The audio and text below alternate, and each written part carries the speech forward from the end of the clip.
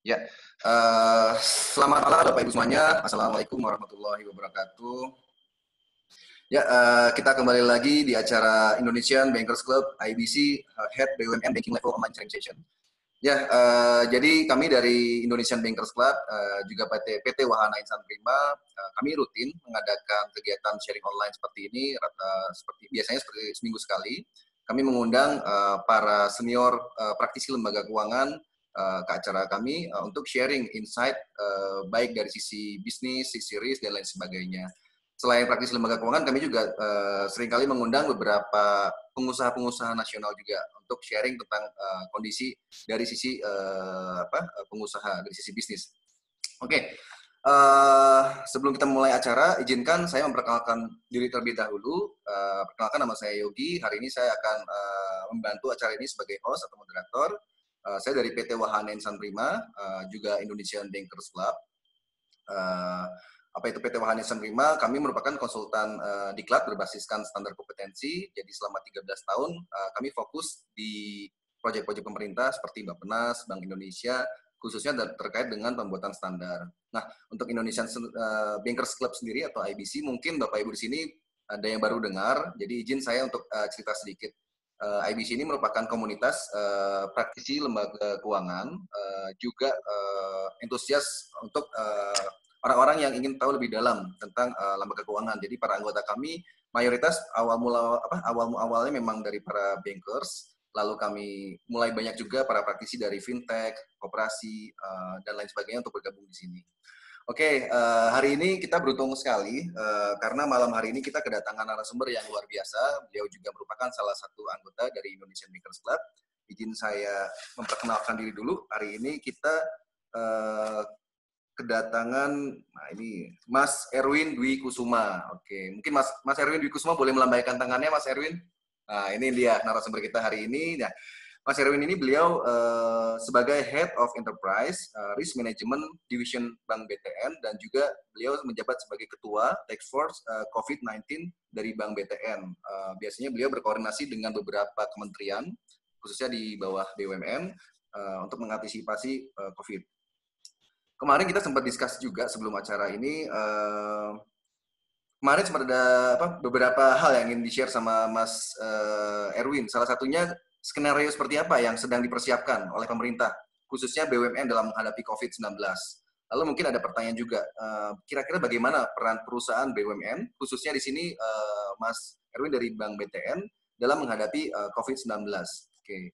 Nah, tanpa berlama-lama, mungkin izin untuk para peserta agar acara kita dapat berjalan lancar, bagi Bapak Ibu agar untuk mic-nya di mute posisinya agar kita bisa fokus mendengarkan suara dari narasumber. Selain itu nanti setelah pemaparan dari materi kita akan persiapkan acara sesi tanya jawab. Jika Bapak Ibu ingin bertanya di tengah-tengah, mungkin bisa melalui fitur chat terlebih dahulu seperti itu. Oke, boleh untuk tanpa berlama-lama lagi, mari kita persilahkan narasumber kita, Mas Erwin Dwi Kusuma. Silakan Mas Erwin, untuk waktu dan tempat kami persilahkan. Baik, terima kasih Mas Yogi. Pertama-tama, Assalamualaikum warahmatullahi wabarakatuh. Salam sejahtera buat kita semua. Om Swastiastu, Namo Buddhaya, dan salam kebajikan. Terima kasih ya Mas Yogi dari Indonesian Bankers Club dan Wahana Insan Prima yang telah mungkin memberi kesempatan bagi saya untuk bisa sharing di sini. Ini adalah momen yang saya luar biasa. Jadi mudah-mudahan apa yang nanti kita diskusikan di sini, kita sharingkan itu bermanfaat buat kita semua, dan tentu saja buat negara kita, buat Indonesia ya, supaya COVID-19 ini kita bisa segera mengantisipasi dan insya Allah segera berlalu dari Indonesia. Baik, mungkin itu sebagai awalan mungkin perlu saya sampaikan teman-teman, Bapak Ibu semuanya, sharing yang saya sampaikan ini memang adalah bagian dari upaya kami semua di BUMN, khususnya di Bank BTN juga, untuk menyampaikan seluas-luasnya apa sih yang menjadi concern kami semua gitu ya.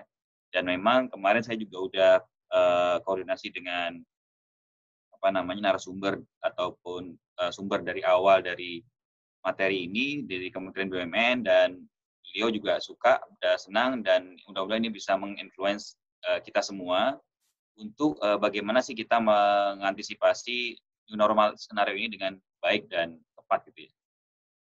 Baik, mungkin nanti kalau ada pertanyaan silakan nanti di moderatori ya Mas Yogi ya, nanti supaya nanti kita lebih bisa diskus gitu ya. Saya sih rasanya nggak akan banyak-banyak, nanti mungkin di akhir sesi akan saya kasih materinya, ada linknya, nanti tinggal download saja. Jadi biar kita bisa efektif diskusi. Baik, mungkin yang slide pertama perkenalan dulu. Jadi Bapak Ibu teman-teman semua, nama saya Erwin Dwi Kusuma. Jadi usia saya kurang lebih 41 tahun. Background-nya bukan bankers gitu ya. Background-nya bukan ekonomi maksud saya, bukan ekonomi. Saya dari civil engineer dari ITS Surabaya, mungkin beberapa teman ada yang dari Surabaya. Dan kebetulan sudah berkeluarga, ayah dari 2 putri dan 1 istri ya. Masih 1, jadi 1 aja cukup gitu ya. Kemudian kurang lebih sudah 17 tahun di perbankan. Di BTN kurang lebih saya udah 3 tahun, mau jalan 4 tahun, dan saya besar di Bank Mandiri. Jadi mulai tahun 2003 saya start karir saya di Bank Mandiri di program ODP atau Officer Development Program. Pernah setahun mencoba idealis dengan apa yang saya tekuni di kuliahan gitu ya, di engineering di Bukaka, cuman akhirnya berlabuh juga di perbankan. Nah, beberapa mungkin nanti kita bisa discuss, beberapa yang mungkin mau didiskusikan, saya terkait operations, risk management, portfolio management, dan collections, serta risk analytics. Mungkin sekian awal perkenalan dari saya, mudah-mudahan bisa lebih saling mengenal lagi nanti belakang, dan nanti kapanpun kalau mau diskusi, silakan bisa by WA, nanti saya kasih nomor handphone di belakang, supaya kita bisa tetap jaga silaturahmi ke depan. Baik Bapak Ibu semua, teman-teman, jadi ini adalah agenda yang saya siapkan, ada 3 hal. Jadi yang pertama, bagaimana di BUMN sebagai influencer dari new normal skenario ini. Jadi apa-apa saja yang dipersiapkan oleh Kementerian BUMN, nanti saya coba sharingan di sini atas meeting dari tim task force atau ketua task force yang dilakukan kurang lebih di akhir Mei yang lalu untuk mengantisipasi skenario new normal. Yang kedua, apa saja yang dilakukan di BTN dalam rangka menghadapi atau mengantisipasi dampak yang kurang baik dari COVID-19 ini. Dan yang ketiga, mungkin apa yang akan kita lakukan, atau mungkin sebagai guidance buat kita semua, apa sih yang harus kita lakukan terkait dengan pekerjaan kita masing-masing atau keahlian kita masing-masing. Teman-teman semua, Bapak Ibu, kalau kita bicara tentang atau kita mendengar kata tentang COVID-19 itu, kira-kira apa yang kita pikirin ya? Mungkin, apa kira-kira? Boleh dibuka mic-nya 1, 2, 3, saya mau dengar kira-kira apa yang kita pikirin ya? Kalau kita lihat COVID-19 gitu. Virus. Dunia. Oke. Apalagi kira-kira? Pandemik, Pak. Pandemik. Terus? Ini teori konspirasi, Mas. Teori konspirasi gitu ya. Betul. From home, senang ya from home ya gitu. Terus cuci di rumah. nyuci piring gitu ya. Nyuci piring, Mas. Atau ngasuh anak gitu ya. Sambil kerja sambil nyuci piring, Mas. Ya. THR, pusing. Oke. Nah, memang teman-teman sekalian, Bapak Ibu semuanya, ini adalah suatu kejadian yang menarik gitu ya. Jadi kita bisa merasakan bahwa COVID-19 ini udah menjadi CIT kita semua gitu ya, Chief Information Technology Officer gitu ya. Jadi dia memaksa kita untuk melakukan sesuatu yang belum pernah kita bayangkan sebelumnya gitu ya. Mungkin teman-teman yang mungkin di kantor yang masih belum mengenal flexi time pun gitu ya, bahkan di BTN pun juga flexi time juga masih minimal ya. Itu sangat terkaget kalau kita ternyata sekarang udah bisa kerja di rumah gitu. Nah, yang kedua mungkin kebiasaan-kebiasaan itu berubah semua gitu ya. Dulu masa sih pernah kita ngitung cuci tangan itu berapa lama gitu ya. Paling ya sedikit langsung udah selesai gitu ya, langsung dilap gitu. Sekarang kita ngitung kadang-kadang ya udah 10 detik belum sih atau 20 detik belum sih? Udah pakai sabun belum sih gitu. Nah, kemudian kebiasaan lain adalah pakai masker. Siapa yang menyangka di ruangan ini kita perlu pakai masker itu. Sedangkan sebelumnya mungkin 2 bulan lalu sangat bebas sekali. Jadi ini benar-benar sesuatu yang di luar dugaan dan ini terjadi di seluruh dunia.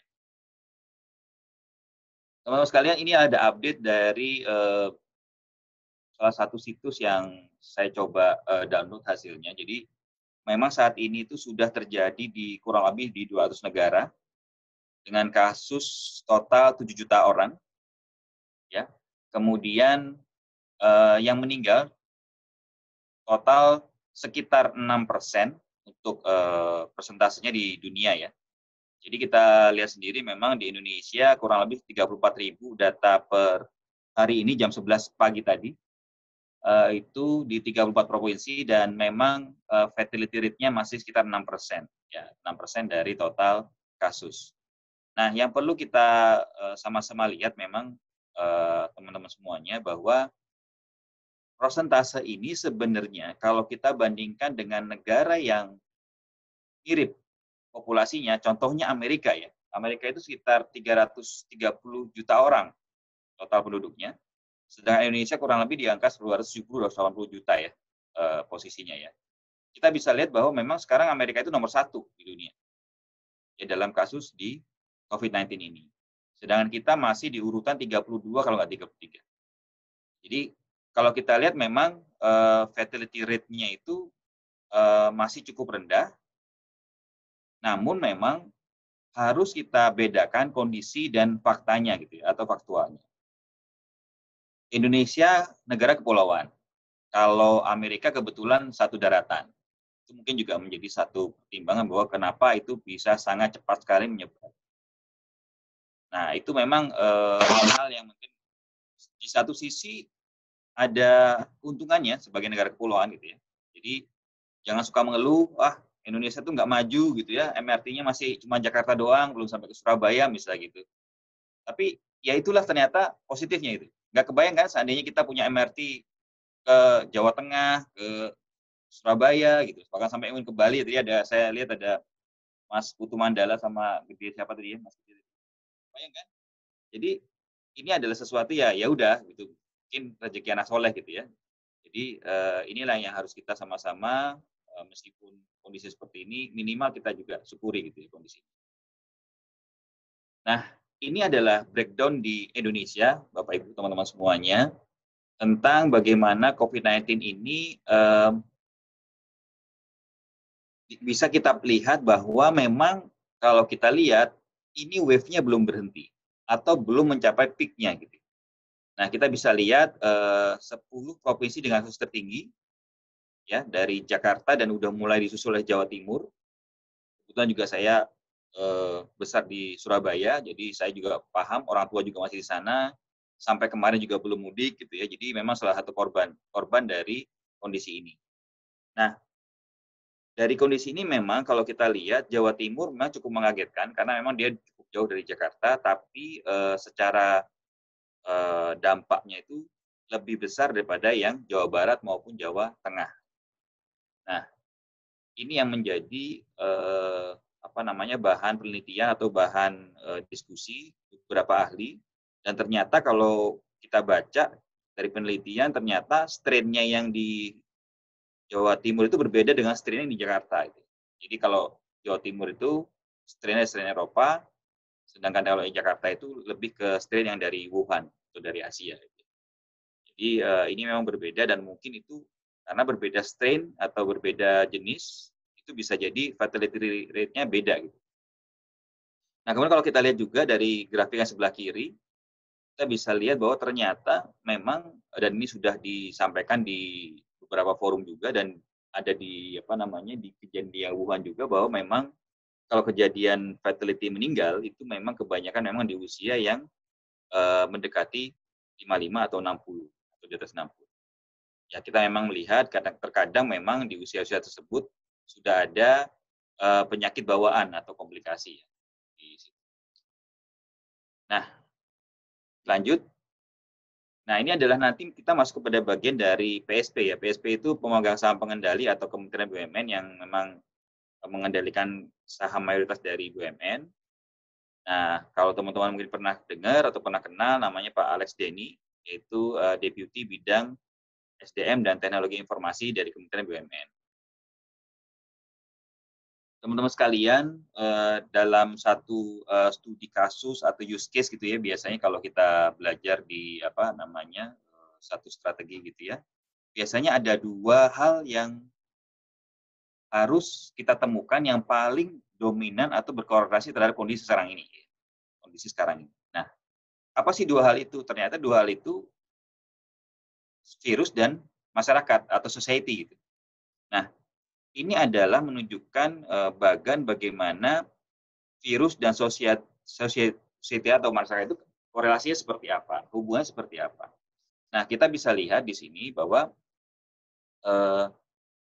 kita lihat di sebelah kiri misalnya ya, ini adalah di kondisi di mana memang virus itu masih belum ditemukan vaksinnya. Nah, sedangkan di sebelah kanan, ketika memang vaksin sudah ditemukan dan berhasil mengarahkan si virus. Nah, namun kita perlu sadari bahwa vaksin ini tidak semudah yang kita bayangkan. Boleh setuju ya? Jadi tidak semudah yang kita bayangkan. Jadi ini yang membuat bahwa ini adalah sebuah semacam kuadran gitu ya, kuadran. Sedangkan kalau kita lihat atas dan bawah, ini adalah terkait dengan masyarakatnya. Ada yang masyarakat yang cuek yang di bawah dan masyarakat yang disiplin. Nah, korelasi ini yang sebenarnya menggambarkan kondisi saat ini. Nah, sekarang kita ada di mana nih? Kuadran 1K, 2, 3, atau 4? Ya. Itu kan pertanyaannya. Nah, kalau kita lihat, Bapak Ibu teman-teman sekalian, sebenarnya awal-awal ini kita berada di dead zone, ya, atau zona mati, gitu, zona mati. Artinya, di mana posisinya memang masyarakat yang nggak peduli, terus virusnya masih baru ada gitu. Jadi belum sadar dan sudah ada virusnya. Itu makanya kenapa ketika itu ya pasti saja banyak kematian yang terjadi. Ya. Nah, di fase kedua ini adalah new normal, ya, new normal. Jadi di mana memang virusnya belum ditemukan vaksinnya, tapi masyarakat sudah mulai disiplin. Ya, jadi ini adalah kuadran kedua. Nah, yang selanjutnya adalah harapan hidup yang lebih panjang di tiga ini. Gitu.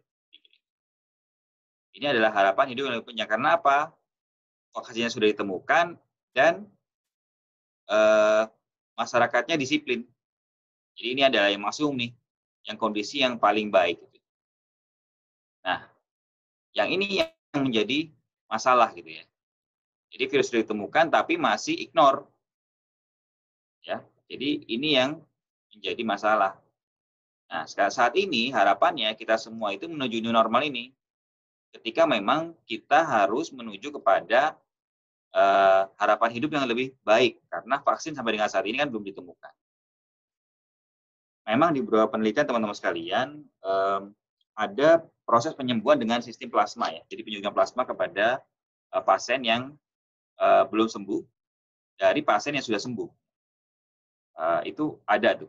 Dan kita udah mulai penelitian di Jawa Timur dan beberapa sudah berhasil. Yang mudah-mudahan ini juga menjadi satu satu kabar gembira bahwa sebenarnya sebelum vaksin ditemukan kita bisa menggunakan terapi plasma tersebut. Oke, kita lanjut. Nah, kami di member dari BUMN punya guiding principle. Jadi pertama memang kami diminta untuk membentuk task force. Ya, kebetulan di BTN saya dituju sebagai ketua task force COVID-19. Nah, Bapak Ibu teman-teman sekalian, jadi mungkin sekedar berbagi di BTN itu memang divisi enterprise management itu secara otomatis memang menjadi kalau di kami itu BCM manager atau business continuity management manager. Ya. Jadi BCM manager secara otomatis diketuai oleh kepala divisi enterprise management. Nah, di situ memang kalau kita cerita BCM itu awalnya kan dibentuk untuk supaya proses terhadap bisnis continuity plan itu bisa berjalan lebih baik, lebih cepat gitu ya. Jadi diatur supaya ini menjadi lebih cepat. Nah, sehingga kebetulan sekaligus menjadi tim task force-nya gitu. Nah, kemudian kami diminta untuk menyusun protokol penanganan. Jadi terkait dengan karyawan, pelanggan, pihak ketiga, dan stakeholder lainnya. Jadi nanti ada tahapannya. Kami bulan ini menyusun apa gitu ya. Ini mungkin bisa sebagai guidance teman-teman juga di perusahaan masing-masing bila memang belum ada protokol untuk menghadapi COVID-19 ini. Oke, kemudian yang kedua, timeline-nya. Jadi kita punya skenario new normal ini sampai dengan akhir Desember. Kalau kami di BTN lebih konservatif, mencoba nyusun sampai dengan November. Jadi nanti harapannya gerakan ini bisa menginfluence masyarakat semuanya supaya gerakan dalam mengantisipasi COVID-19 ini bisa lebih masif gitu ya. Seperti kita ketahui memang BUMN ini menguasai kurang lebih sepertiga dari ekonomi nasional gitu ya. Jadi harapannya jika memang ini terjadi minimal sepertiga udah gerak duluan gitu. Sehingga sisanya lain 2/3 lain bisa mengikuti. Tentu saja ada monitoring dan evaluasi dan memang kami melaporkan setiap minggu, setiap hari Jumat, apa saja progres yang terjadi dan apa saja kendala yang ada di masing-masing BUMN. Nah, kurang lebih saat ini BUMN ada sekitar 107 dari 143 awalnya, tapi beberapa udah ditutup ya. 107 itu dibagi beberapa klaster. Jadi ada klaster jasa keuangan, klaster pertambangan gitu ya. Jadi itu mereka koordinasinya lebih baik lagi. Nah, klaster itu memang kan setipe. Biasanya kalau keuangan ya rata-rata banking gitu ya. Atau lembaga keuangan, saya penggadaian gitu ya. Jadi itu jadi satu sehingga antisipasinya lebih sama. Nah, kemudian kalau kita lihat teman-teman semuanya, ini adalah tipe-tipe strategi yang biasanya kita lakukan dalam melakukan analisa atau melakukan action plan gitu ya. Jadi apa hasil yang kita harapkan itu harusnya ada yang kita bisa kendalikan, ada yang tidak bisa kita kendalikan. Nah, dari yang kita bisa kendalikan dibagi dua lagi tree-nya gitu. Adalah bagaimana kita menyusun strateginya dan bagaimana mengeksekusinya gitu ya. Kalau eksekusi nanti kalau teman-teman pernah dengar tentang 4DX atau 4 disiplin eksekusi, itu adalah bagian dari eksekusi. Nanti sebenarnya ini juga ada nanti bagian dari 4DX-nya. Nah, strategi sendiri kita bagi dua nih. Ya, dari sharing Pak Ajay ini mengatakan adalah pertama adalah stroke of the pen. Ya, artinya berupa kebijakan-kebijakan yang kita bisa tuangkan dalam satu ketentuan, dalam suatu undang-undang gitu ya. Mungkin kalau di perusahaan kita mungkin di tata tertib, SOP gitu ya. Jadi yang secara tertulis, jadi istilahnya itu ya ada tanda tangannya gitu ya. Stroke of the pen itu jadi tanda tangannya. Yang kedua adalah tentang bagaimana ngerubah behavior. Teman-teman sekalian, memang saat ini fokus sebulan ini di bulan Juni kami memang fokus pada perubahan behavior dan lokasi atau titik-titik di mana memang kami bisa kontrol. Gitu ya. Seperti kalau di bank itu di ATM, di kasir, di branch gitu ya. Nah, kalau misalnya kayak di Pertamina di SPBU-nya gitu. Jadi fokus pada apa yang memang bagian dari channel kita gitu. Jadi inilah yang penting. Jadi kalau yang kedua, perubahan behavior atau perubahan perilaku itu yang diperlukan. Jadi mungkin nanti kalau teman-teman mulai menyusun atau sudah menyusun, coba dicek berubah nggak behavior-nya. Karena percuma kalau seandainya kita bikin aturannya serigid mungkin atau selengkap mungkin, tapi kalau nggak dikerjakan atau mindset-nya beda, itu nggak akan jalan gitu ya. Seperti itu. Nah, ini adalah gambaran nih, mungkin khususnya kaum milenial kali ya. Kebetulan saya hampir milenial gitu ya, lahirnya agak kecepatan 2 tahun gitu. Jadi bukan milenial. Jadi yang pertama nggak ngerti. Jadi karena nggak ngerti ya akhirnya terinfeksi gitu kan. Kemudian nggak bisa, kan? Ngerti tapi nggak bisa. Yang ketiga nggak peduli gitu ya. Jadi wah sakit kan dari Tuhan gitu ya, bukan dari manusia gitu. Ya udah pasrah aja, doa aja yang banyak gitu. Ya nggak seperti itu juga gitu kan. Nah, kemudian yang keempat nih, terakhir nih, kayaknya udah banyak terjadi, nggak tahan, gitu ya. Dia disiplin, yang lain nggak disiplin. Ya. Kebetulan saya juga suka sepedaan, goes gitu ya. Ya akhirnya, ya sama sih, nggak tahan juga gitu, banyak banget yang goes nih.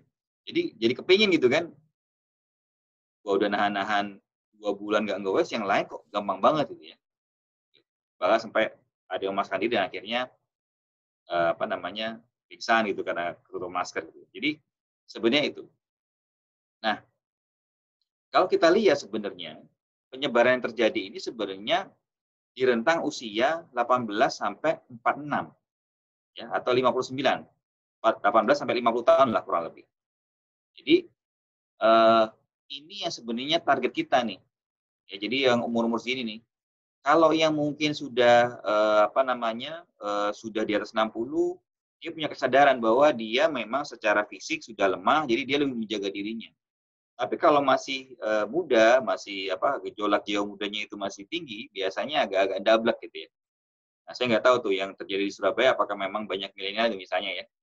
Tapi, ini juga menjadi perhatian. Jadi, dan mereka ini sebenarnya, para agent of change ini sebenarnya yang muda-muda ini kita bisa lebih kelola lagi. Nah, itu ya terkait dengan, bagaimana mindset atau masyarakat atau society mindset-nya ada. Nah, tadi saya cerita mengenai 4DX ya. Mungkin kalau teman-teman pernah mengimplementasikan di perusahaannya, ada 4DX itu ada beberapa komponen. Yang mungkin kita sering ingat adalah WIG atau Widely Important Goal, kemudian Lead Measure atau yang apa ya, indikator yang mendahului atau yang indikator awal, kemudian Lag Measure. Lag Measure itu indikator akhirnya gitu, hasil akhirnya. Biasanya kalau kredit itu biasanya terkait dengan persentase NPL itu lag measure gitu ya. Tapi kalau lead measure-nya misalnya berapa sih yang jatuh dari call 1 call 2 gitu, itu adalah lead-nya. Nah, nanti kalau lead-nya nggak kita kelola, jadinya lag gitu kan. Nah, eee, di kementerian itu memasang lag measure-nya adalah bagaimana kita menurunkan, laju penularan COVID di Indonesia gitu. Nah, kita kan tahu nih bahwa, eee, penularan, yang meninggal, yang positif, PDP, itu kan selalu diumumkan. Nah, bagaimana nih tujuan kita? Lag measure-nya adalah tujuan akhirnya adalah bagaimana menurunkan laju penularan ini supaya, ini segera berakhir di Indonesia. Nah, apa sih lead measure-nya gitu ya? Jadi lead measure-nya adalah ya ini, bagaimana insan, di BUMN atau karyawan-karyawannya, customer-nya, kemudian supplier-nya itu memahami bagaimana cara hidup sehat atau cara menghindari COVID atau meminimalkan risiko COVID. Nah, tugas kami di task force adalah mempermudah dan memampukan. Ya, jadi mempermudah pelanggan untuk mungkin mengakses hand sanitizer, mempermudah pelanggan untuk mencari wastafel buat cuci tangan, kemudian menyediakan pembatas di kasir ataupun di CS gitu ya. Jadi seperti itu. Nah, ini juga gerakan ini juga kita lakukan di seluruh BUMN sehingga masing-masing sudah menyiapkan planning-planning secara berkala dan memang kita monitor terus, kita evaluasi. Nah, selanjutnya apa sih strateginya gitu ya? Jadi strateginya yang pertama teman-teman sekalian, dan ini adalah istilahnya battle pertama gitu ya. Jadi bagaimana ngerubah behavior nih di perimeternya BUMN atau di sekitar BUMN. Nah, itu dijabarkan dalam protokol. Nah, protokol itu untuk di dalam kantor maupun di semua fasilitas. Tadi saya cerita, seperti di ATM, kalau bank, di pom bensin, ya, jadi di tempat-tempat umum misalnya. Jadi kalau teman-teman sekarang melihat ada gerakan pasang wastafel di depan kantor cabang, yaitu bagian gerakan ini gitu ya. Jadi bagaimana kita ngerubah behavior di awal. Ya, jadi ini adalah strateginya. Dan ini harus selesai battle pertama ini di 1 bulan. Ya, jadi akhir Juni akan dievaluasi apakah kita akan lanjutkan atau kita berubah ke fase berikutnya. Tentu saja kalau yang di bawah, kita bisa lihat litmesternya adalah apakah sudah disediakan masker, kemudian apakah sudah ada sarana cuci tangan atau hand sanitizer, kemudian stiker penanda jarak di antrian misalnya, di ATM atau di banking. Kemudian bagaimana kita melakukan edukasi, sosialisasi yang tentu saja untuk meningkatkan awareness ini kepada semua kita. Nah, teman sekalian, ini adalah apa ya istilahnya medan perangnya gitu ya. Kalau kita lihat memang ini gambaran umum kondisi di Indonesia seperti ini. Ya. Jadi kalau kita lihat jumlah mall 708 unit, ya, jumlah desa 74.000 misalnya. Inilah yang harus menjadi objek-objek fokus perubahan new normal. Ya. Jadi karena ini adalah tempat manusia berkumpul, ada sekolahan, kan ada tempat ibadah, ada bandara, jadi ada tempat umum, bioskop, ada mall, rumah sakit, gitu ya, kafe, restoran, dan lain-lain. Ya, jadi adanya adalah data dan fakta dari medan perang yang kita hadapi bersama nih, baik yang ada di wira swasta maupun di BUMN. Nah, ini adalah cara kami berkomunikasi. Jadi kami juga sedang menyusun atau sudah beberapa yang sudah memunculkan terkait dengan COVID Ranger. Jadi COVID Ranger ini adalah bagian dari untuk meningkatkan awareness dan education ya buat semua insan dari BUMN di Indonesia gitu. Jadi hashtagnya ayo berubah gitu ya. Jadi kemudian ada kolaborasi baik internal maupun eksternal dan kita berbagai pendekatan ya, ada pakai testimoni, kemudian ada pakai konten TikTok gitu ya yang lagi happening gitu ya, Instagram, dan mungkin beberapa konten yang clickbait. Jadi ini yang kami lakukan supaya komunikasi ini berjalan semaksimal mungkin dan menyebar dengan cepat ya. Nah, ini adalah channel dari above the line, through the line, dan below the line yang kita juga siapin di masing-masing perusahaan BUMN, dan ini kita juga atur dari minggu ke minggu, kita minggu ini mau ngapain, minggu depan mau ngapain, kemudian bulan ini apa temanya, bulan depan temanya apa gitu ya. Sehingga nanti harapannya kita bisa lebih mendisiplinkan dari masyarakat kita melalui perusahaan BUMN. Oke, nah ini semangat kita ya teman-teman semua. Jadi semangat kita adalah bagaimana hashtag COVID Safe BUMN ini menjadi COVID Safe Indonesia gitu ya. Jadi memang karena memang ini adalah state owned company, jadi memang kita harus benar-benar mikirin Indonesia gitu. Jadi gimana kita di BUMN ini bisa menginfluence atau menjadi promoter gitu ya untuk bagaimana Indonesia ini aman dari pandemik ini gitu ya. Jadi meskipun memang belum sama 100% hilang, tapi minimal kita bisa meminimalkan tadi lag measure-nya. Laju yang kena, laju yang meninggal, laju yang terjangkit, itu kita bisa tekan seoptimal mungkin. Nah, itu adalah bagian pertama, Bapak Ibu, teman-teman semuanya. Mungkin saya izin lanjut dulu dengan bagian kedua. Mungkin nanti pertanyaan kita kumpul di belakang ya Mas Yogi ya kayaknya.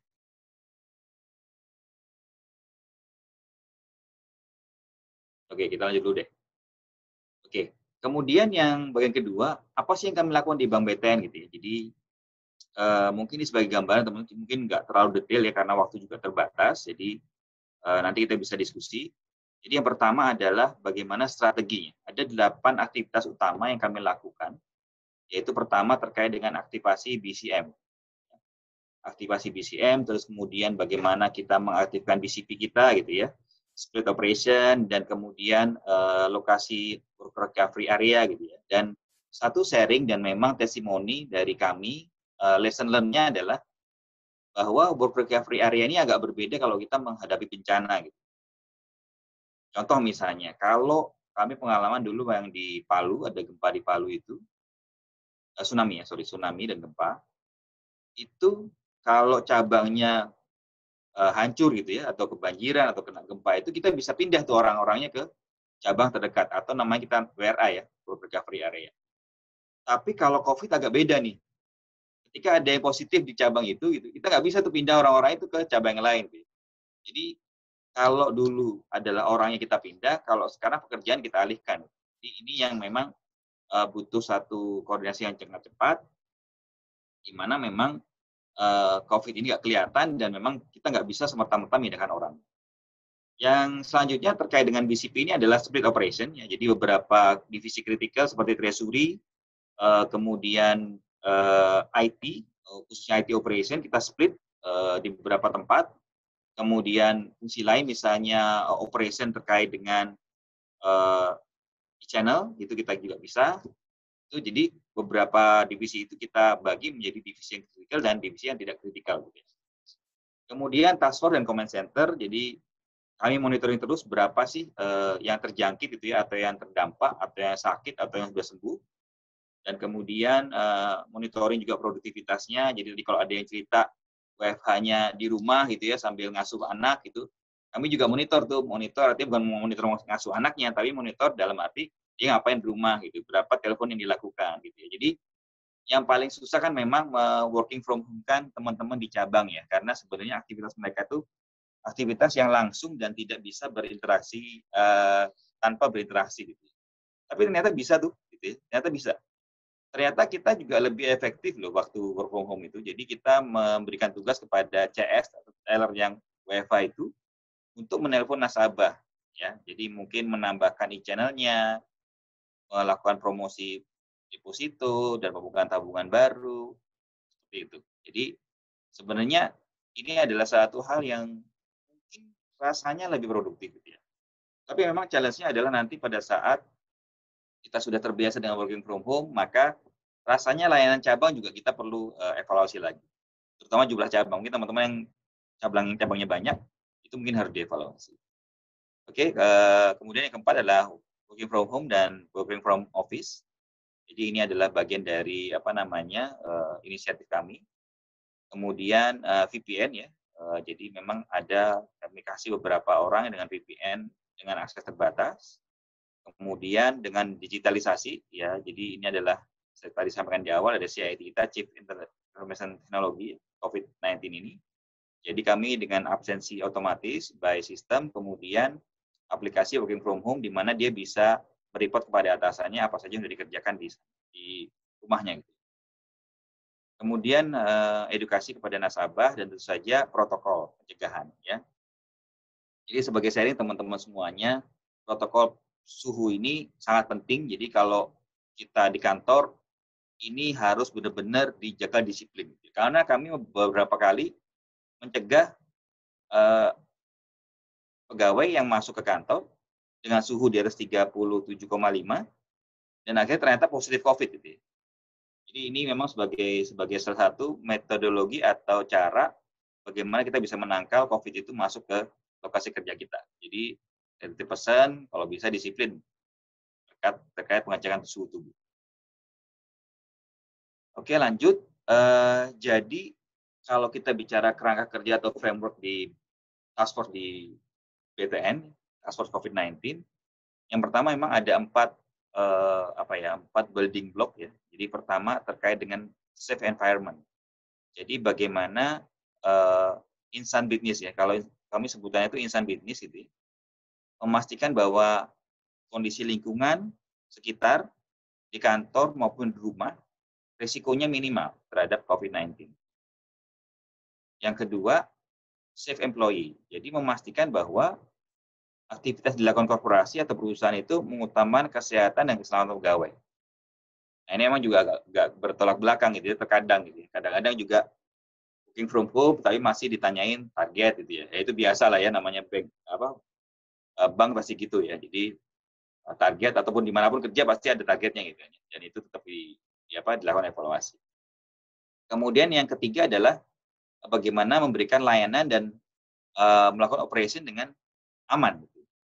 Jadi baik internal customer maupun external customer untuk meminimalkan risiko penularan COVID itu sendiri.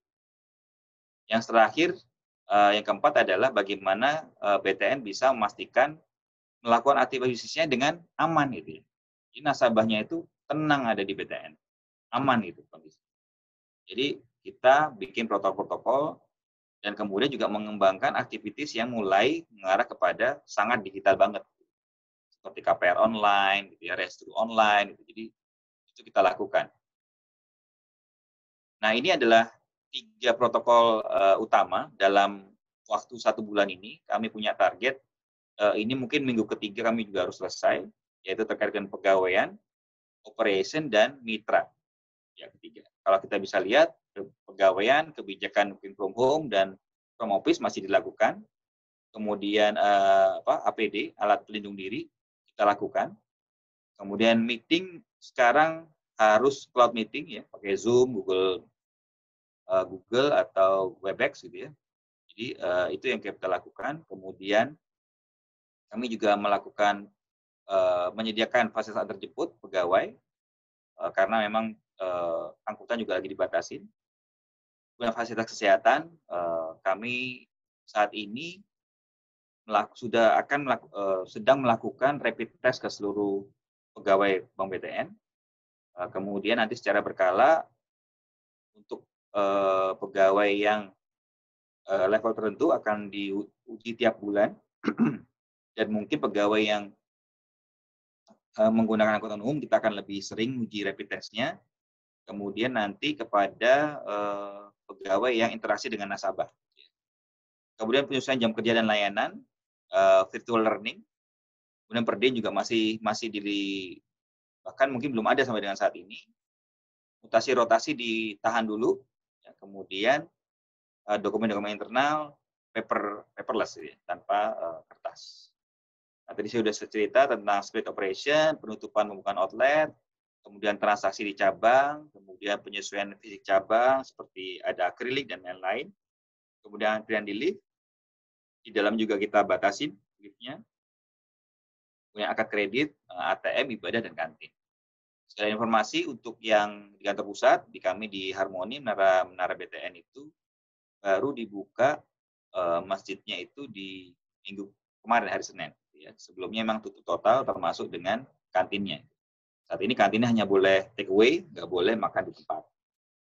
Nah, mitra pihak ketiga juga seperti itu. Jadi memang kalau bisa remote, contoh misal IT ya dilakukan, tapi kalau misalnya tidak bisa, itu harus seoptimal mungkin dipastikan memang benar-benar urgent dan tidak bisa ditunda lagi.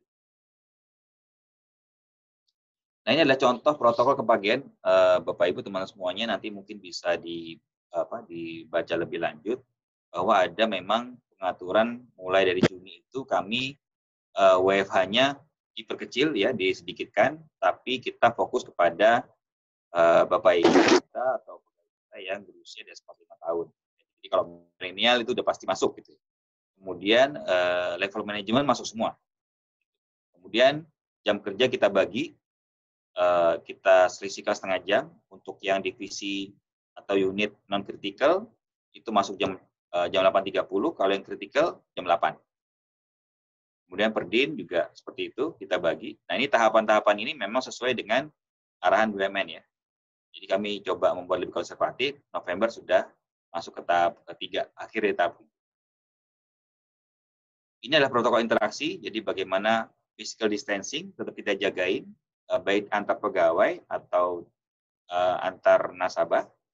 Kemudian pengumpulan massa, akad kredit, gathering, ini juga kita batasin. Kemudian legalisasi dokumen, ya, udah mulai berbeda. Dulu sertijab itu nggak bisa virtual, sekarang bisa virtual. Ya, jadi ini merubah semuanya. Jadi ini sama pihak ketiga, rapat eksternal, kemudian remote working atau pengerjaan vendor, dan mungkin fasilitas umum yang ada di lokasi. Oke, mungkin ini mungkin 3 slide terakhir, Bapak Ibu, teman-teman semuanya adalah terus what next gitu ya. Apa sih selanjutnya yang kita harus concern gitu. Nah, ini adalah beberapa yang mungkin bisa menjadi summary bahwa minimal ada 5 hal yang akan kami lakukan ke depannya. Ya. Pertama, memang kami harus improve di transaksi kita, mobile transaction kita, karena memang orang sekarang udah full gadget ya, dan mungkin di BTN sendiri juga masih selalu improve, ya, karena memang masih belum optimal juga.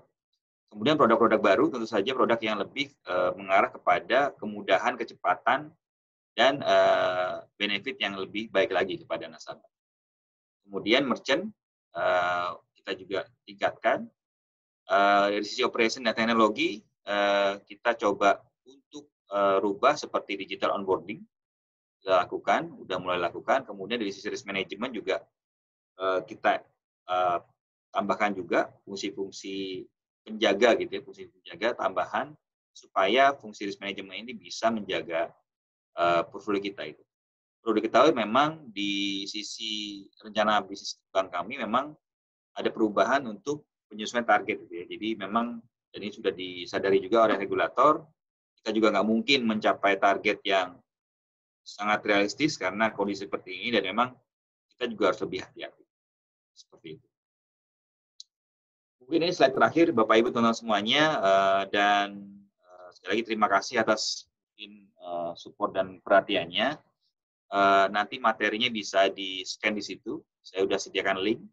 Dan kemudian kalau mau diskusi lebih lanjut, silahkan menghubungi saya melalui handphone, ya anytime. Jadi semoga kita bisa diskusi, dan kalau memang agak late reply, mohon maaf itu ya, karena memang saat ini juga risk management agak-agak ribet gitu ya aktivitasnya. Jadi silahkan nanti teman-teman sekalian bisa copy di link itu, ada materinya, dan mungkin saya kasih kesempatan besok ya, karena besok saya akan tutup linknya. Jadi mudah-mudahan kalau bisa sampai malam ini atau besok pagi ya. Besok malam sudah saya post lagi. Mungkin itu Mas Yogi dan Bapak Ibu semuanya, terima kasih. Monggo kalau misalnya ada pertanyaan untuk diskusi, silakan. Baik. Ini untuk materinya mau dinyalakan terus atau mau di-close dulu, Mas Erwin? Close dulu boleh, close dulu ya. Kita close dulu ya. Oke, Bapak Ibu, karena tadi Mas Erwin bicara protokol, jadi saya izin pakai masker ya, Mas Erwin. Siap, siap. Masker khusus dari IBC, Mas. Jadi oh iya, iya. Yang pesan boleh hubungi ini aja. Oke, terima kasih banyak Mas Erwin buat waktu dan sharingnya. Hari ini kita sudah membahas tentang tema phishing and influencing the new normal scenario from banking and BUMN perspective. Sebelum kita masuk ke sesi tanya jawab, di sini di catatan saya sudah ada 5 pertanyaan. Untuk memastikan Bapak Ibu sedang on, boleh kita dokumentasi dulu ya, Mas Erwin ya. Bagi boleh. Yang masih menyimak sampai dengan tengah sesi ini, boleh dinyalakan dulu videonya. Kita lakukan dokumentasi. Di sini pesertanya ada sekitar 50 orang, jadi mungkin kita perlu 2 kali, 3 kali dokumentasi. Ini di sesi yang pertama, Mas Nur Islami Jafat, Mas Raimondo, Pak Joni, Pak Burhan, Bu Anissa, Pak Bisma, di sini ya tinggal Pak Nur Islami Jafat, Mas Raimondo, Pak Joni. Kalau barangkali mendengar suara saya, Bu Anissa boleh dinyalakan dulu. Kalau saya lihat di sini mukanya rata-rata milenial semua, jadi kita fotonya gaya milenials. Tangannya boleh di bawah dagu membentuk huruf V, nah seperti ini. Nah, jadi kita fotonya agak gaya ya, karena milenial semua nih mukanya. Oke, saya kasih hitungan 3 ya, dan 3 hitungan, 1, 2, 3. Oke, sesi pertama, sesi kedua sebentar ya, saya simpan dulu. Oke, ditunggu sebentar. Oke. Ya, masuk sesi kedua. Saya lihat namanya yang masih belum nyala. Di sini ada Pak Reinhardt, ada Pak Herdi, Pak Yulianto, Bu Larentin, Bu Melisa, Bu Yuli, Pak Singgi, Pak Hari, Pak Vincent, Pak Ali, Pak Chandra. Kalau misalnya bisa mendengar suara saya, boleh dinyalakan dulu. Bu Diandes, Bu Isma, Bu Pamela, Bu Irfawati, Bu Kendall, Bu Melisa, Bu Miralda, Bu Yeni, Pak Jarot, Pak Chandra, Pak Hari. Oke, saya hitung sampai 3 ya. Kami tunggu dulu. Silakan yang mau menyalakan videonya nih, sesi kedua. Bu Isma, Bu Melisa, Bu Mela, Bu Rina, Pak Hari, Pak Sidik. Oke. Saya hitung sampai 3. Ya, gayanya sama dengan yang tadi. V di bawahnya, biar kelihatan milenial semua muka-mukanya nih. Oke, ya. Dalam hitungan ketiga, 1, 2, 3. Oke, ya terima kasih Bapak Ibu. Sesi dokumentasinya sudah. Oke, Mas Erwin, ini materinya cukup menarik dan di sini sudah ada 5 penanya. Biasanya kita live tanya, Mas. Tapi karena di sini penanyanya sudah cukup banyak, saya izin bacakan dulu ya, Mas Erwin ya. Ya, monggo. Ya, ini yang pertama dari Mas Yulianto. Mas Yulianto nanti bisa menanggapi kalau seandainya masih on. Pertanyaan pertama, kita baca 3 pertanyaan dulu. Nah, ini yang pertama.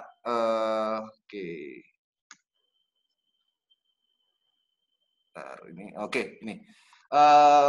New normal di banking industry tentunya ada prosedur yang berubah dalam menghadapi aktivitas baru ini. Apakah bisa di-share untuk perubahan prosedur dalam menangani debitur dalam bertransaksi, khususnya beberapa debitur juga melakukan working from home. Selain itu, bagaimana untuk melakukan mitigasi atas data leakage yang potensinya besar dalam masa pandemi, utamanya dalam pelaksanaan working from home? Gimana, Mas? Atau mau kita coba perjelas dari penanya? Mas Yulianto, apakah aktif? Aktif. Boleh diperjelas lagi, Mas, pertanyaannya, silahkan. Salam kenal, Mas Erwin. Kebetulan saya juga risk management di Danamon ya, risk management dan mungkin juga... supaya kenal muka boleh dinyalain, Mas, videonya, Mas. Aduh, saya malu, Mas. Kalian memperkenalkan diri, Mas, dari perusahaan mana? Selamat malam, Mas Yulianto. Ini tadi yang dari Mas Erwin. Kebetulan juga saya di risk management di Danamon ya. Ada beberapa yang kan sih juga, mohon maaf sebelumnya sebagai benchmark. Salah satunya gimana sih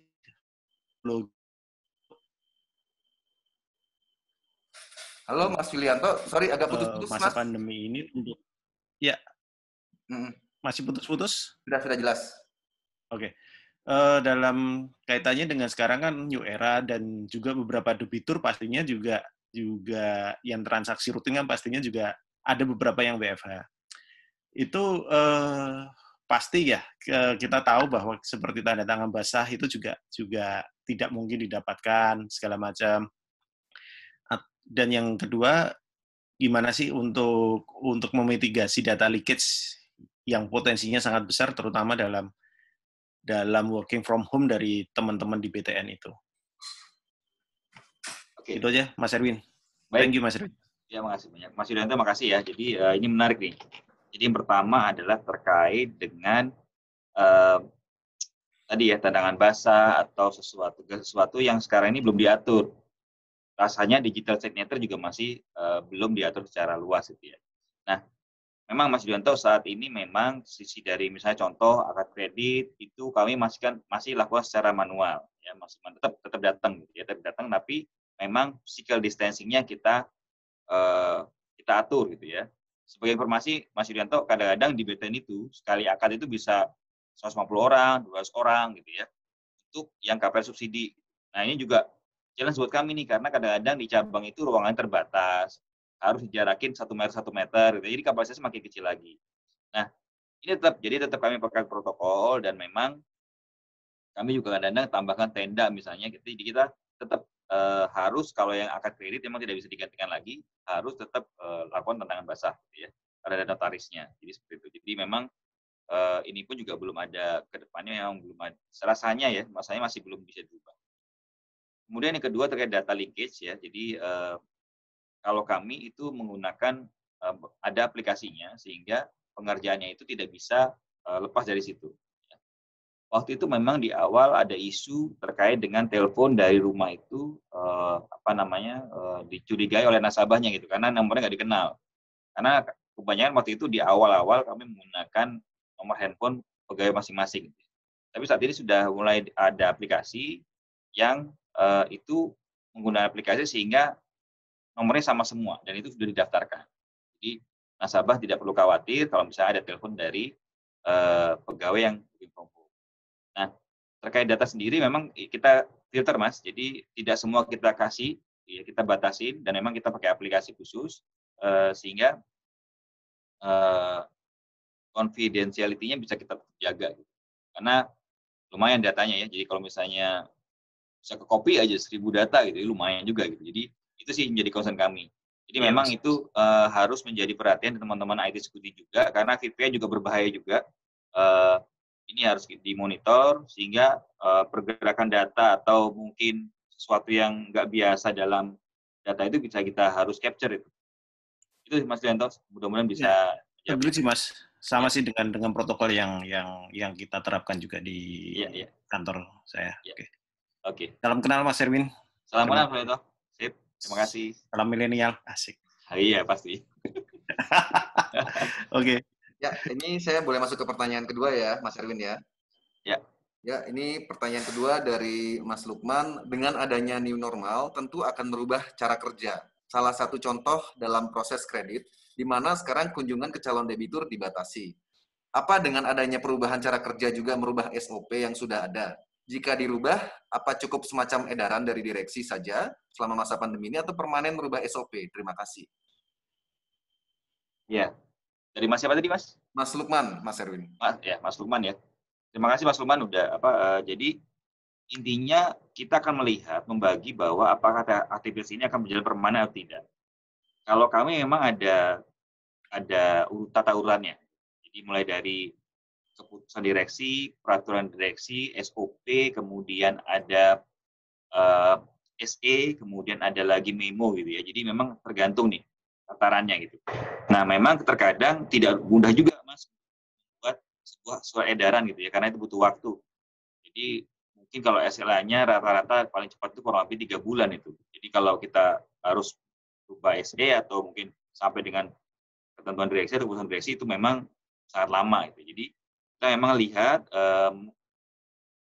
kondisinya seperti apa, kita bagi dulu, kemudian kita baru bikin tuh. Apakah menggunakan memo, ya jadi menggunakan memo divisi atau menggunakan memo direksi gitu ya. Jadi itu. Dan memang itu harus diatur karena secara pengalaman tidak mudah juga mengkomunikasikan satu polisi yang berubah kalau tidak clear jelas itu ya. Tapi sebisa mungkin memang polisi ini bisa dilakukan secara digital. Contoh misalnya, tidak mudah sih misalnya kita secara sistem gitu ya, saat ini misalnya menghindari nasabah yang di penerbangan misalnya, ya. Calon debitur yang dari penerbangan. Nah itu kalau kita hanya surat edaran itu nggak bisa. Jadi pakai di sistem kita batasin, kita nggak bisa input tuh yang debitur yang kita memang hindari. Gitu. Jadi selain memang harus ada hitam di atas putihnya, apalagi kalau di banking ya, segala sesuatu kan highly regulated ya, jadi harus ada memang ketentuan yang dibuat dan kalau bisa di-enforce dengan yang di aplikasi atau sistem kita. Itu Mas Lukman. Mas Lukman, apakah on? Mas Oke, Lukman? Terima kasih Pak Erwin Ya, sharingnya. Mas Lukman. Oke, terima kasih. Thank you. Terima kasih Mas. Oke, pertanyaan berikutnya dari Pak Raimundo Henderson. Atas tindakan yang sudah dilakukan, asesmen apa yang dilakukan untuk menilai keberhasilannya? Apakah kualitatif atau kuantitatif? Metode apa yang dilakukan di Bank BTN untuk asesmennya? Kalau boleh tahu, berapa besar alokasi dana yang disiapkan untuk Bank BTN dari awal sampai saat ini? Terima kasih. Apakah cukup jelas, Mas Erwin? Jelas. Jelas ya. Oke. Jadi tadi Mas Raimundo ya. Mas, terima kasih. Jadi memang kalau yang pertama, kebetulan memang kalau kami kan di risk management ini, ya kita mungkin ya, saat kita tuh memang segala satunya harus diukur, diidentifikasi gitu ya. Identifikasi, ukur, pantau, kendalikan gitu ya. Kalau saya sih ya itu apa. Jadi selalu harus dievaluasi dan kita memang harus setting angka atau numbers yang memang bisa dicapai atau enggak. Itu yang pertama. Jadi selalu kita lakukan evaluasi dan ini tadi saya belum cerita bahwa memang di BCM itu ada kita bikin namanya memang kedudukan steering committee gitu ya, steerco-nya. Nah, steerco-nya itu terdiri dari dirut dan board of director itu. Jadi segala sesuatunya itu dimonitor mingguan di steerco. Jadi itu kita dipertanggungjawabannya di situ. Yang kedua yang tadi terkait dengan biaya ya, Mas Raimundo memang saya nggak bisa sebutin angka ya, tapi cukup besar gitu, cukup besar. Jadi gambarannya mungkin kalau total pegawai kan kurang lebih sekitar 30.000 di BTN ini, gitu ya. Jadi kenapa kok besar gitu ya? Kenapa kok besar? Pertama terkait dengan rapid test ya. Rapid test kita udah tahu berapa harganya. Yang kedua, kita juga berikan vitamin dan tambahan alokasi uang makan gitu ya kepada pegawai. Kemarin khususnya pada saat PSBB kemarin gitu ya. Saat ini beberapa sudah ada yang dihentikan. Yang ketiga, pada saat terjadi satu kondisi di mana pegawai ada yang positif atau PDP, kita minta semuanya itu untuk periksa, gitu ya, untuk tes. Ya. Jadi bahkan beberapa tidak hanya rapid test sampai kepada ronsen, kemudian tes darah, gitu ya, lengkap gitu. Jadi itu yang sebenarnya biaya yang lumayan cukup besar, gitu ya. Nah, kemudian yang selanjutnya terkait dengan pemenuhan kebutuhan di cabang, akrilik gitu ya. Akrilik itu kan juga cukup besar tuh. Setahu saya satu CS atau satu lab itu satu orang itu membutuhkan sekitar alokasi kita 400-500 ribu. Nah, kami itu kurang lebih ada sekitar 1.500 dari CS dan teller gitu ya. Jadi kita tinggal ngalikan aja gitu. Jadi itu sih biaya-biaya yang mungkin ada ya, Mas. Selain memang di sisi lain ada penghematan gitu ya. Ada penghematan. Contoh misalnya terkait dengan transportasi gitu ya. Terus kemudian biaya listrik waktu itu sempat turun juga. Dan penggunaan kertas juga turun. Jadi memang ada beberapa yang kita bisa shifting dari situ. Itu Mas Raimundo ya. Pak Raimundo barangkali on. Apakah ada mau ditanggapi Pak Raimundo? Silahkan. Pak Raimundo? Ya, barangkali on. Kalau tidak, kita masuk ke penanya berikutnya dulu.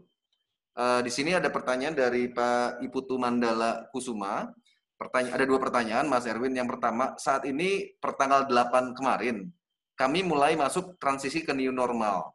Mungkin perbankan lain juga beberapa mulai transisi sesuai anjuran pemerintah. Namun faktanya, 3 hari terakhir justru terjadi ledakan kasus. Dan case di Jakarta naik lagi. Bagaimana view dari Mas Erwin, apakah timing masuk new normal sudah tepat? Itu yang pertama.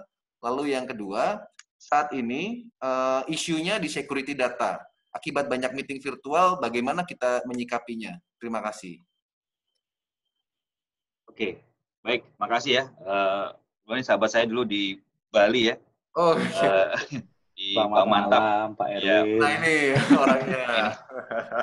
Mas Mandala ini beli Mandala ini dari Bang Mantap tuh, dari Bang Betul. Mantap ya. Jadi, salam kenal dari Bang Mantap. Ya, itu jadi teman saya dulu di Bang Mantap. Jadi di Mandala ya. Jadi yang pertama terkait dengan tadi kita bicara jangan-jangan ini second wave gitu ya, muncul gitu. Apakah tepat sih new normal ini gitu ya? Jadi sebenarnya ini kita harus bedakan antara new normal dengan kita melihat kondisi saat ini.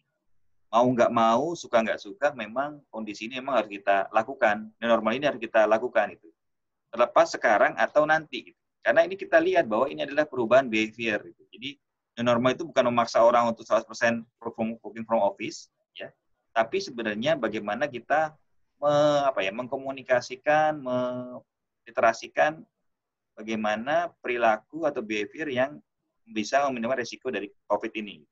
Nah, ini yang mungkin, jadi mau nggak mau, meskipun nanti sudah melandai pun, ini harus kita lakukan. Karena apa? Karena kita lihat memang di beberapa negara, ini juga udah berjalan. Gitu ya.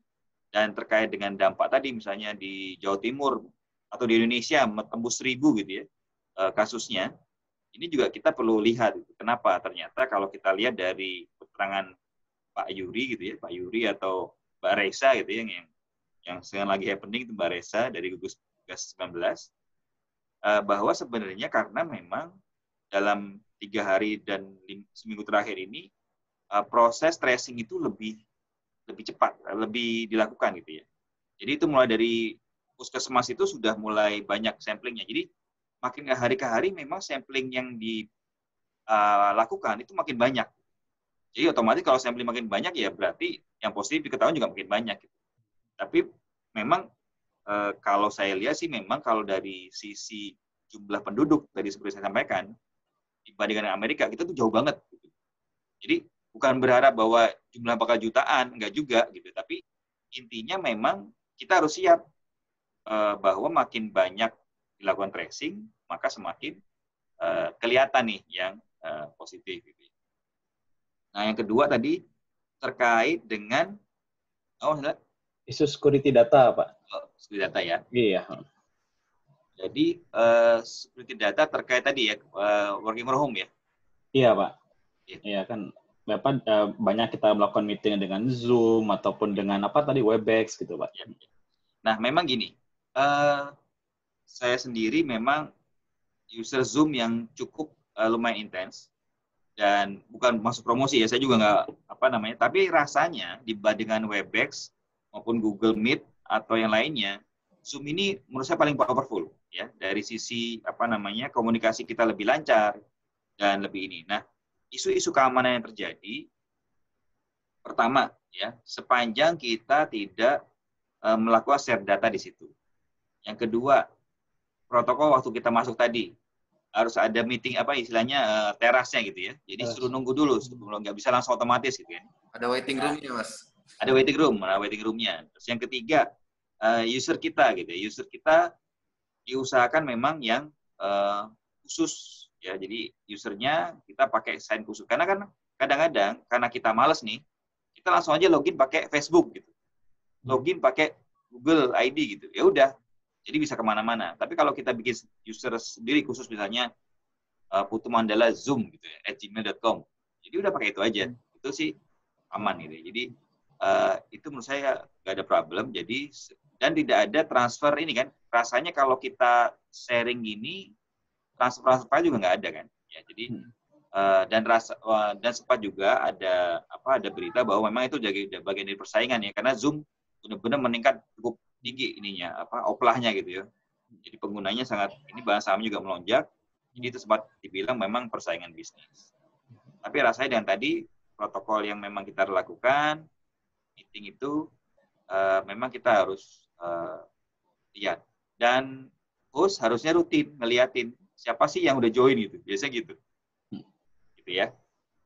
Itu Bli, mudah-mudahan menjawab. Satu, Mas. Ya.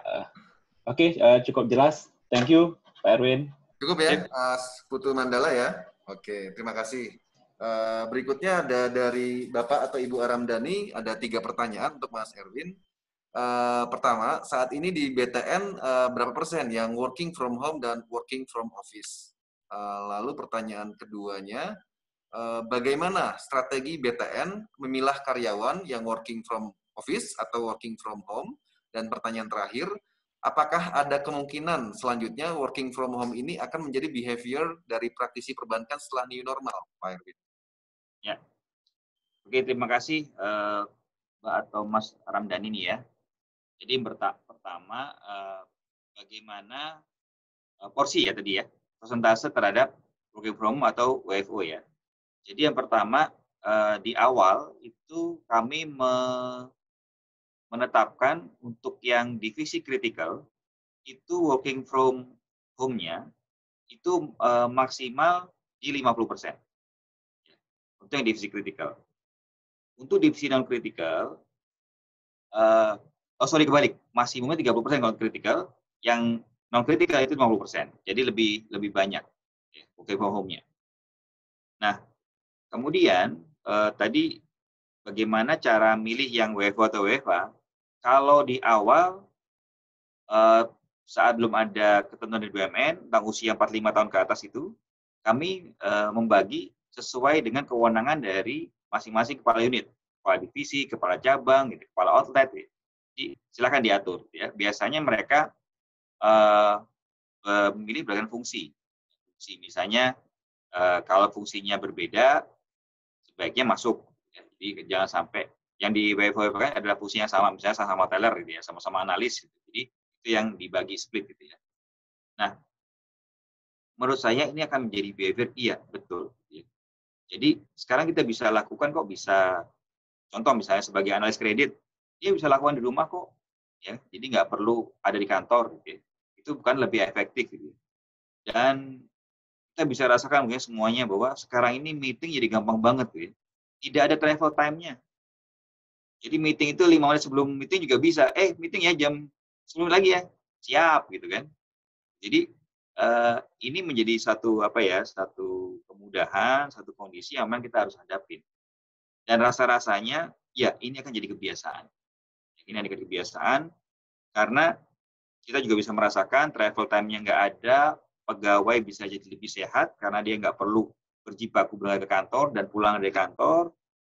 Kalau di Jakarta mungkin rata-rata travel time untuk ke kantor mungkin rata-rata 2 jam kali pulang pergi ya. Itu kita bisa save di rumah gitu ya. Terus apa namanya, makan juga sehat, makan di rumah gitu, masakan home cooking gitu ya. Jadi itu sih Mas atau Mbak Ramdhani, mudah-mudahan ya ini ada positifnya. Kadang-kadang memang di balik ini ada sesuatu challenge yang harus kita hadapi. Contoh misalnya, bagaimana fungsi-fungsi yang akan hilang gitu ya di perbankan. Nah ini kembali lagi, bahwa masing-masing kita punya keharusan untuk terus menambah skills, menambah knowledge-nya, supaya memang ibarat kata kita tuh nggak tergantikan gitu. Seperti itu. Ya, nah ini ternyata Oh iya, Mas Mas Dhani. Ramdhani. Oh iya, Mas Dhani. Gimana Ya, Mas? Mas Dhani, apakah mau menanggapi? Silakan Mas Dhani. Sebentar, suaranya masih mute, Mas. Kayaknya saya kenal nih Pak Iya, Ramdhani. terima kasih Pak Erwin. Iya, kita pernah bertemu Pak Erwin. Kayaknya pernah di prospek ya Mas ya? Aduh, Mas Yogi tahu aja. Ya, pokoknya ini tadi menarik banget sih Pak. Jadi terima kasih atas tanggapannya juga. Ya. Ini insightful banget Pak. Terima kasih Mas. Thank you Mas Dhani. Nah ini ada pertanyaan ke-6 dari Pak Burhan untuk Mas Erwin. Bagaimana stress test yang dilakukan oleh Bank BTN selama pandemi ini dan dilakukan berkala setiap berapa lama Pak Erwin? Ya, baik. Stress test kami lakukan di bulan Februari saat memang itu sudah mulai terdengar dan mulai sampai ke Indonesia. Dan memang waktu itu kami cukup khawatir dengan kondisi di kita ya, portfolio kita. Karena apa? Karena memang terkesan kalau kita lihat di sektor ekonomi dari OJK saat itu, KPR itu bukan termasuk sektor yang rentan gitu ya. Kalau kita bisa lihat beberapa review gitu ya. Namun teman-teman sekalian, kalau kita perdalam lagi sebenarnya ada indirect impact terhadap nasabah debitur atau KPR itu gitu. Di mana perusahaan itu tutup gitu ya, atau tempat usahanya berkurang omsetnya gitu. Apalagi di Bank BTN ini memang kan kebanyakan adalah KPR dengan segmen adalah subsidi, di mana itu KPR-nya itu hanya mungkin maksimal 170 juta, sehingga masuk pada level-level masyarakat MBR atau masyarakat berpenghasilan rendah, di mana kebanyakan adalah buruh pabrik gitu ya, terus juga usaha kecil gitu. Jadi ini yang sangat rentan sesungguhnya dengan kondisi pandemik ini. Nah, itu kami lakukan Februari, kemudian kita tidak lakukan berkala, Mas. Jadi memang saat itu kita lakukan, dan kita lakukan secara review aja gitu, review gimana hasil stress test dengan realisasinya seperti itu. Dan memang saat itu kita udah susun 3 skenario, kalau boleh saya share, ada pertama skenario mild, kemudian severe, dan very severe. Itu sih kondisinya. Ya, Mas Burhan, apakah on Mas Burhan? Ya, kalau tidak on, kita lanjut ke pertanyaan berikutnya, Mas Erwin. Nanti sambil kita buka sesi live. Di sini ada pertanyaan ke-7 dari Pak Joni. Nah, Pak Joni ini kebetulan komisaris utamanya satu peer-to-peer lending dan sepertinya juga salah satu manajemen dari loan market. Pertanyaannya, dengan perekonomian yang terdampak, khususnya bagi para debitur KPR maupun debitur untuk modal kerja, bagaimana penanganan restructure yang dilakukan oleh pihak bank, terutama penentuan kriterianya, Pak Erwin? Oke, baik. Jadi memang kalau dua segmen ini memang kita bedakan Pak Joni. Jadi pertama terkait dengan market dari KPR subsidi maupun KPR non subsidi, memang kami itu juga tidak terlalu besar ya. Jadi average non subsidi itu plafonnya itu kurang lebih di 300 jutaan. Jadi memang first home kepemilikan rumah pertama, gitu ya. Kemudian pendapatan juga mungkin maksimal di angka 7 atau 8 juta. Gitu. Nah, memang kalau secara kriteria kita susun sesuai dengan POJK 11 kriterianya, dan kita lebih konservatif. Artinya contoh misalnya di PJOK 11 tidak membatasi bahwa nasabah itu posisinya NPL pada Februari misalnya. Tapi kami batasin yang restru hanya boleh call 1, call 2. Itu yang pertama. Yang kedua, kita leveling nih, kita tiering. Pertama kita susun dulu atau utamakan dulu yang wira swasta. Yang kedua, pegawai kontrak di bawah 5 juta. Kemudian pegawai tetap di bawah 5 juta pendapatannya. Jadi kita tiering, kita memang sudah label atau kasih flag bahwa nasabah-nasabah ini adalah nasabah-nasabah yang memang rentan. Itu yang kedua, bagaimana. Nah, yang ketiga memang kita memberikan kesempatan seluas-luasnya untuk nasabah mengajukan restru melalui restru online. Kita juga ada melalui website untuk restru online dan memang sifatnya proaktif dan kita jemput bola dan kita bisa lakukan dokumennya itu menyusul, gitu ya. Jadi diproses dulu dan dokumen menyusul, kita kasih SLA kurang lebih kita 3 bulan untuk menyusul dokumennya. Karena memang kondisi saat ini ya seperti itu. Nah kalau modal kerja memang kalau kebetulan Pak Joni memang di kami itu komersial loan-nya tidak terlalu dominan ya. Kalau dari total portfolio bank itu kurang lebih sekitar 20-25% dari total, jadi nggak terlalu besar. Dan memang segmennya juga tertentu, gitu. Sektornya tertentu. Jadi kebanyakan ada developers. Nah, kalau developer memang menurut kami lebih sederhana ketika kita hanya melihat apakah ada pengaruh terkait supply-nya. Ya, saya pernah sharing waktu itu, terkait supply-nya, terkait dengan pengerjaan proyeknya, kemudian terkait stoknya. Jadi mungkin 3 hal itu yang kita harus lihat. Jadi jika memang ketiga-tiga bermasalah, maka restrunya dengan relaksasi yang optimal gitu ya. Tapi kalau misalnya bermasalah hanya di sisi supply-nya saja, gitu, jadi lebih ketat lagi. Gitu. Jadi memang sangat selektif dan memang kami sudah siapkan matriksnya. Itu Pak Joni mudah-mudahan menjawab. Barangkali Pak Joni masih on Pak menyimak. Apakah mau ada tanggapan Pak Joni? Pak Joni? Oh, oke, jawabannya oke langsung by chat ya. Baik Pak Joni. Oke Bapak Ibu, secara waktu kita masih ada waktu. Kita boleh sampai jam 9 Mas atau setengah 9 aja? Mas boleh, kalau misalnya masih ada kita buka dulu deh, nggak apa-apa deh. Buku ya, oke boleh. Oke Bapak Ibu, kita masih punya cukup banyak waktu dan memang kemarin saya juga sempat ngobrol dengan Mas Erwin bahwa beliau ini sering sekali setiap minggu meeting dengan mungkin dengan kementerian, dengan BUMN yang lain. Jadi insight-insight-nya mungkin bukan hanya dari sisi perbankan saja, mungkin lebih luas dari BUMN juga. Dan mungkin meetingnya dengan Pak Erick Thohir mungkin ya. Jadi di sini kita bisa dapat banyak hal dari Mas Erwin ini bocoran-bocorannya. Nah ini kita buka sesi tanya jawab live. Barangkali Bapak Ibu yang ada yang mau bertanya langsung di sini boleh nyalakan videonya, lalu atau boleh juga klik menu raise hand, lambaikan tangan, bisa tanyakan. Sebelum bertanya nanti bisa memperkenalkan diri terlebih dahulu, nama, perusahaan, dan lain sebagainya.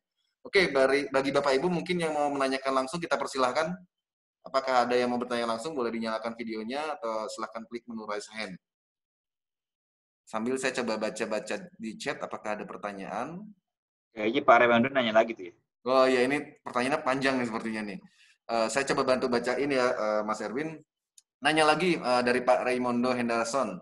Ini dari Bank Sinarmas kalau tidak salah. Mohon insight-nya atas domino efek atau dampak atas perbankan buku 3, 4, bank kecil buku 1 dan 2, BPR dan juga terhadap koperasi. Soalnya triwulan 1 laporan unaudited Bank Mandiri malah meningkat walau slowing down. Lalu berikutnya, apakah belum terasa dampaknya atau setelah bulan keberapa akan terasa? Terima kasih. Laba Bank Mandiri. Oh, oke. Gimana Mas Erwin tanggapannya? Oke, yang pertama karena memang saya juga ikut monitoring masalah likuiditas ya. Pak Raimondo ya. Jadi memang kalau kita lihat sekarang ini kecenderungannya memang ada perpindahan dana ya dari bank buku 3 ke buku 4 dan mungkin bank buku 1 buku 2 ke buku 3 atau buku 4. Nah, ini memang kita harus sama-sama antisipasi dan sayangnya memang kalau saya nggak salah begitu dari regulasi. untuk buku 1, buku 2, buku 3, buku 4 itu ada capping suku bunganya. Namun sayangnya di lapangan itu nggak berjalan. Gitu ya. Jadi bisa saja nanti yang paling menangan ya buku 4. Nah, ini harus kita antisipasi Pak Raimundo, karena memang di laporan regulasi atau regulator itu ada terkait dengan LCR ya, atau liquidity coverage ratio ya, yang kita hitung berdasarkan kebutuhan dana 1 bulan ke depan.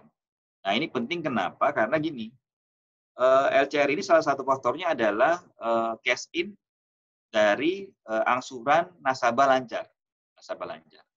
Nah, kenapa ini berpengaruh dan perlu diperhatikan? Karena semakin banyak kita restru, maka angsuran nasabah itu menjadi minimal gitu ya. Karena biasanya kita kasih grace period gitu dan lain-lain. Nah, ini menjadi perhatian. Biasanya yang kena itu adalah LCR-nya. Nah, kemudian kalau di sisi likuiditas memang biasanya regulasi itu atau OJK akan melihat terkait dengan rasio aset likuid dibagi non-core deposit atau ALNCD. Itu minimal 50% biasanya. Terus ALDPK, aset likuid dibagi dana pihak ketiga, itu minimal 10%. Jadi itu hal-hal yang perlu kita perhatikan. Nah, perebutan likuiditas ini terjadi, bahkan kemarin juga ada rumor gitu ya terkait dengan beberapa bank yang dalam pengawasan itu ya. Dan itu juga membuat terpengaruh juga gitu. Dana-dana juga banyak terbang juga gitu. Jadi ini kembali lagi butuh kehadiran regulator supaya persaingan bisa sehat. Nah, kemudian tadi dampaknya gitu ya terhadap salah satu bank mandiri misalnya.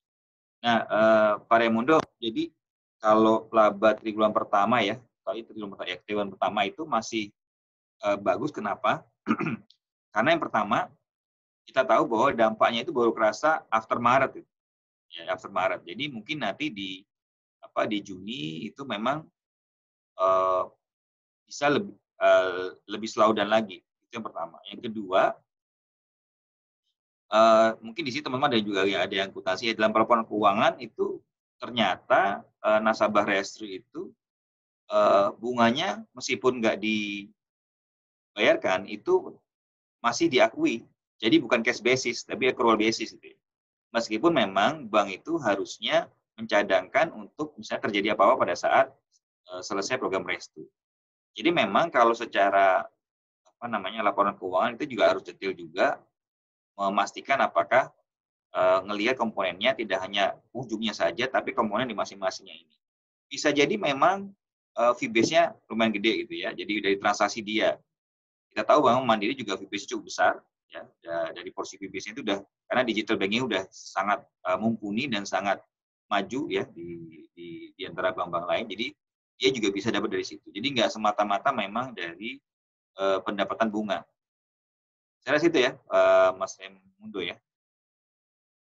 Tuh, Pak Raimundo. Ini Pak Raimundo cukup aktif di chat. Barangkali mau ditanyakan live, silahkan nih Pak Raimundo. Mumpung kita punya waktu, Pak. Bisa tanya langsung dengan narasumbernya langsung nih. Oke, Bapak Ibu, kita masih punya waktu 30 menit lagi. Mumpung kita punya speaker yang memang dari kemarin-kemarin saya udah minta waktunya Mas Erwin, cuma agak sibuk banget, kayaknya banyak meeting di BUMN. Makanya hari ini kita sangat beruntung banget bisa ngobrol banyak seputar perbankan insight juga dari BUMN perspektif. Barangkali ada yang mau bertanya, kami persilahkan. Kita masih punya waktu lagi, silakan.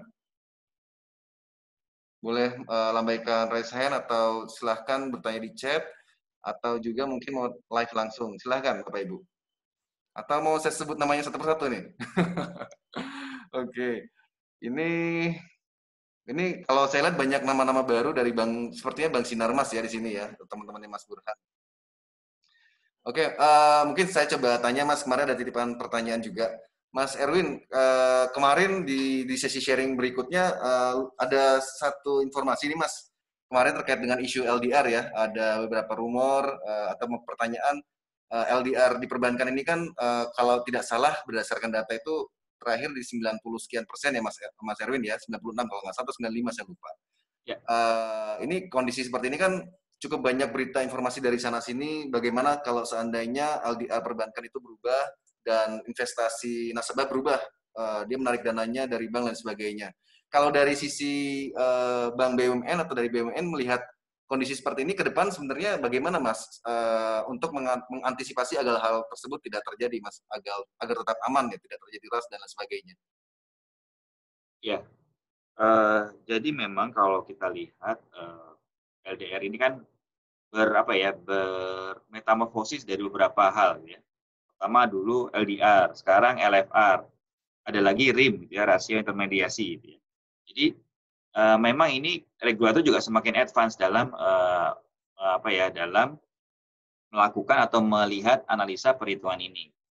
Nah, kayak informasi nih Mas Yogi, jadi kalau di BTN itu LFR-nya atau LDR-nya itu udah sampai 100 lebih.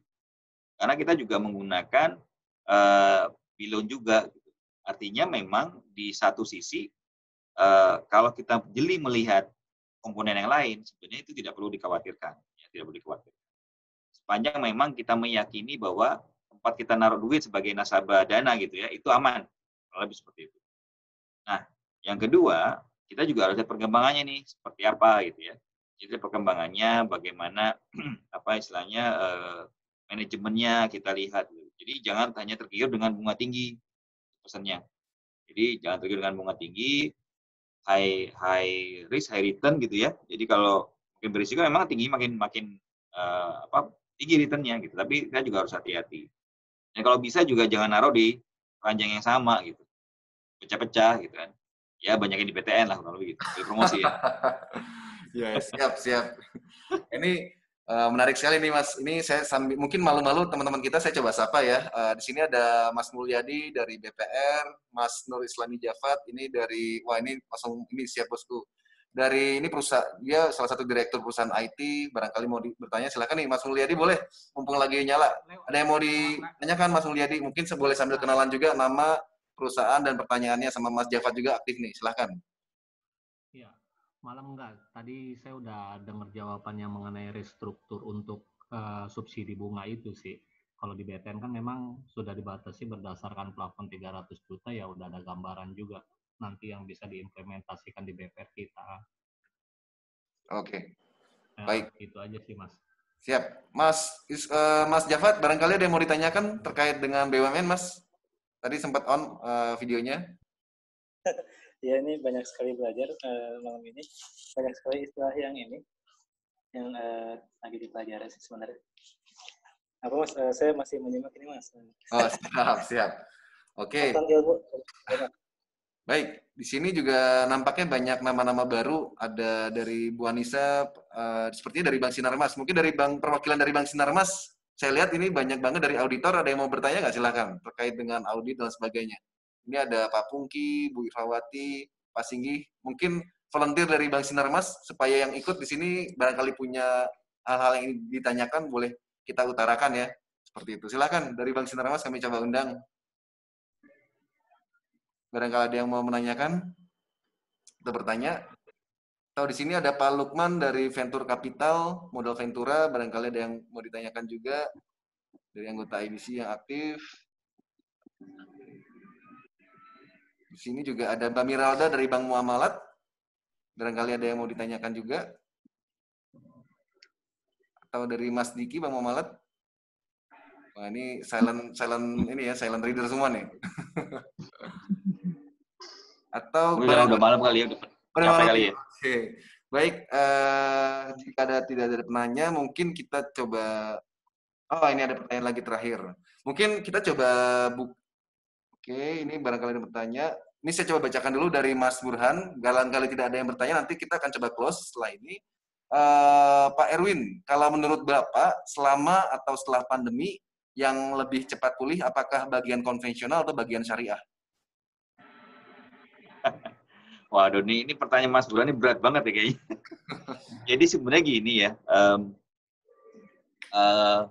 saya nggak tahu ya, tapi gini, saya coba membandingkan antara di tempat kami, antara BTN Syariah dengan BTN Konven ya, Mas Burhan ya. Jadi kalau melihat dari kecenderungan selama ini, biasanya yang lebih bisa berubah cepat itu yang konven. Ya konven. Karena apa? Karena memang regulasinya rasanya ya, rasa dan perangkatnya itu lebih lengkap biasanya. Ya. Jadi itu yang membuat memang secara adaptasi itu lebih cepat. Nah, kalau syariah ini ada batasan-batasan yang mungkin itu mengatur dari perbankan syariah itu sendiri, seperti DPS misalnya, Dewan Pengawas Syariah gitu ya. Jadi tidak mudah rasanya merubah proses tanpa persetujuan DPS gitu. Jadi itu sih rasanya. Tapi kalau sebenarnya bank syariahnya sudah cukup mature, rasanya sih ya cepat juga gitu. Jadi itu memang tergantung banget. Jadi itu ya, mungkin sekarang saya closing ya Mas Yogi ya. Jadi Mas Yogi dari IBC dan Wahana Insan Prima dan Mbak Yeni yang sudah membantuin ya, Mbak Yeni, terima kasih banyak. Bapak Ibu, teman-teman semuanya, terima kasih atas perhatiannya dan pertanyaannya.